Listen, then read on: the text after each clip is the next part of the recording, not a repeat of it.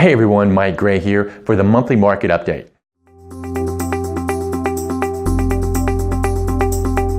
As we move toward the end of the year, I wanted to give you an update on where the market is. So considering the fact that we had such a devastating event in Hurricane Harvey, we've really bounced back, right? 90% of the market didn't flood, so the numbers now are reflecting that there's a lot of movement in that 90%.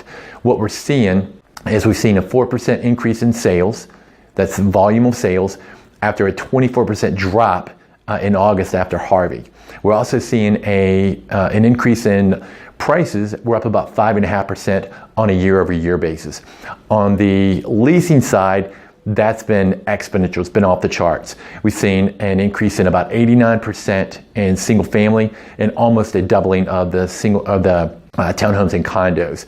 Keep in mind, that's going to be a short stint. I think we're going to see about 6 months to 12 months, depending on how long people need to stay in the leases before their places get fixed up.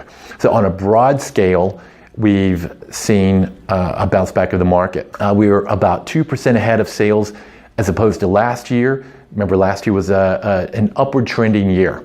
The interesting thing, if we look at the Houston market, because again, it's so big, if you look at it on a micro level, there's certain areas that we'll drill into because they're seeing different things. If we look at Meyerland, where 1,900 out of 2,300 homes have flooded, we're seeing a very significant drop in prices in that area for what's sold so far, what is being sold and under contract post-Harvey.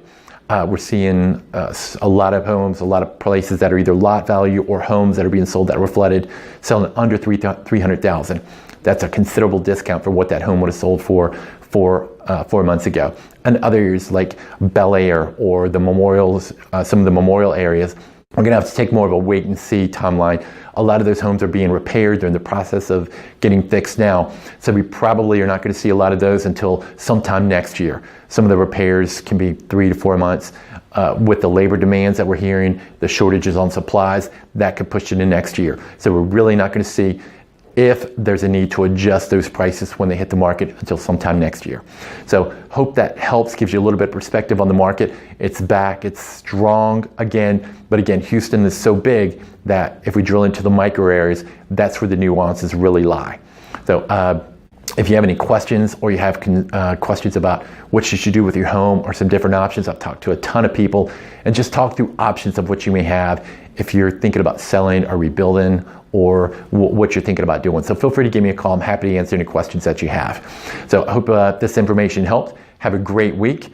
Tonight is actually Game 3 of the World Series, so go Stros, root for the guys. Have a great week and we'll talk to you soon.